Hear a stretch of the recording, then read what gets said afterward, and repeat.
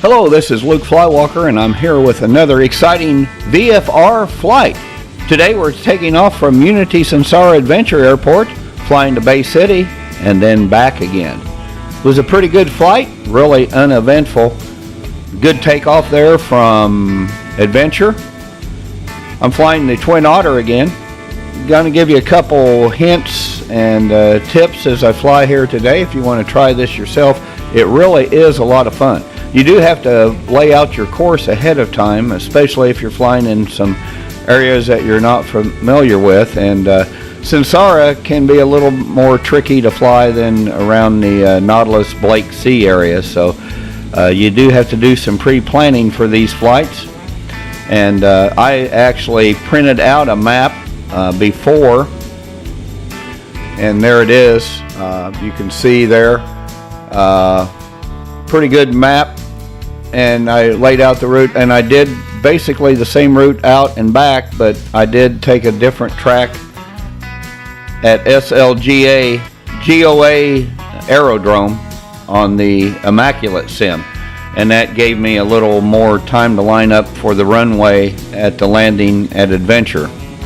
But anyway, you can see here the pretty good resin here, stuff resin in, and I did leave all the sim crossings in as we flew, just to give you a feeling of what it's really like. The sim crossings were not really that bad. I didn't have any real major rubber banding or flying through the air. And one thing that helps you is to know some landmarks. There's Abbott's Airfield, and with that notable tower there, I marked that for you. And then there's a couple more coming up here as we round around Bay City. I cut out a lot of like flying around the sandboxes and stuff there, but all in all it was really a nice flight, and this is a really scenic area to fly in, and you know, not a lot of traffic here, so you don't have to worry about flying into other planes, at least the time of day that I was here. So you see there's another landmark for you. The bridge is here at Bay City, which is notable, and also the big castle there too is also a notable landmark, so you know that you're in the right place. And of course we swing around here and start lining up for the runway at Bay City, which is very easy. It's not a really marked runway, no lights on it or anything, but it's very wide and very easy to hit. So really like this flight here. I've made it several times from different parts of Sansara, and it's a relatively easy flight to make.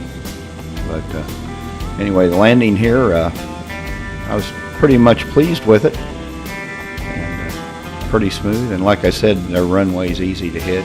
They got a ramp going down there if you want to do seaplanes. So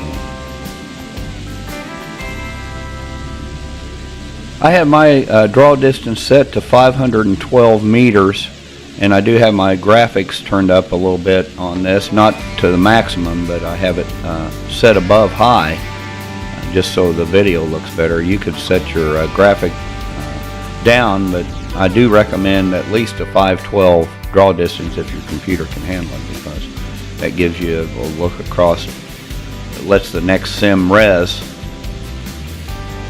as soon as you cross into the first one, so it gives you plenty of time to line up for the landing and to see your landmarks ahead of time if you have to make a turn or whatever.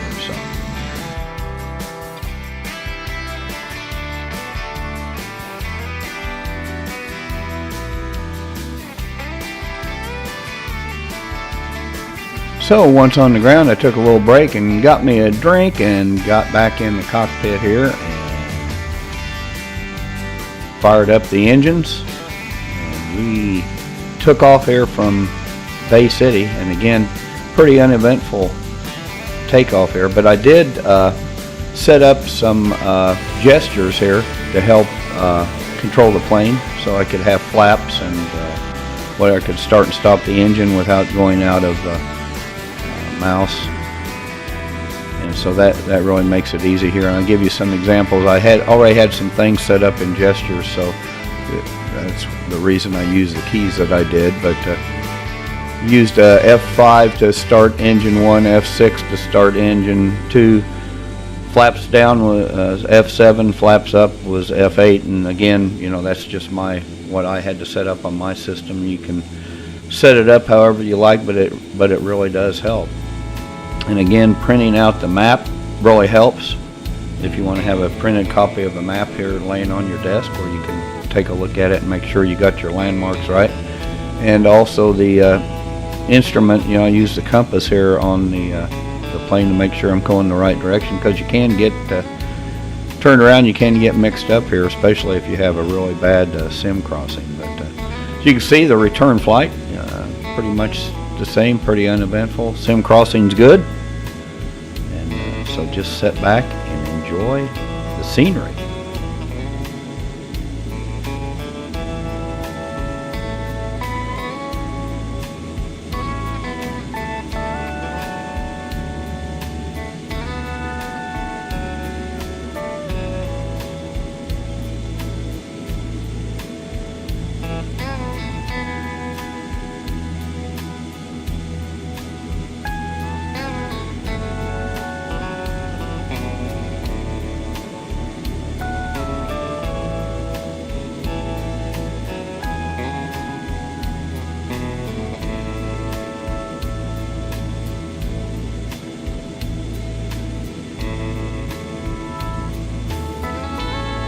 There you can see Abbott's there, very nice view. That's a fun runway to land on too, coming from this direction, and really cool.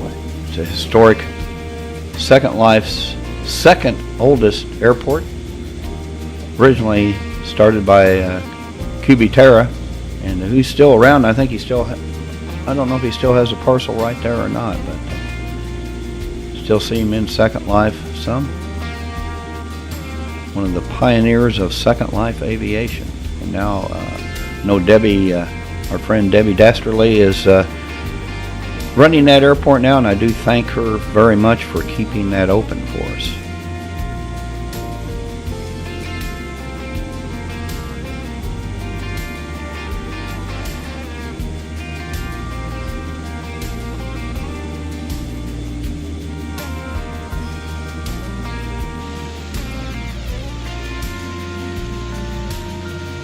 See, now we're going to bank left, bank north, and line up for landing at Unity Adventure.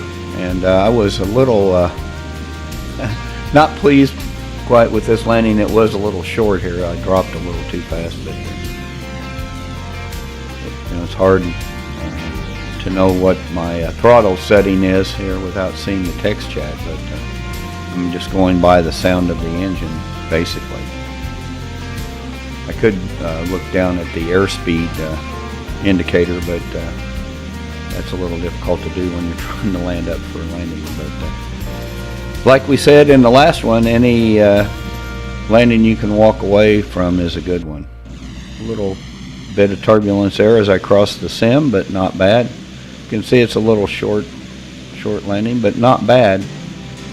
So that's it. Another VFR flight. If you want to try it, give it a try. It's just Control-Alt F1 and your UI is shut off, and you're just flying by sight. So give it a try sometime. It's a whole lot of fun. Stay tuned for another VFR flight. I haven't decided where I'm going to do one yet, but I'll be scouting around here and looking for some other unique places to try a VFR flight here in the future. Thanks for watching.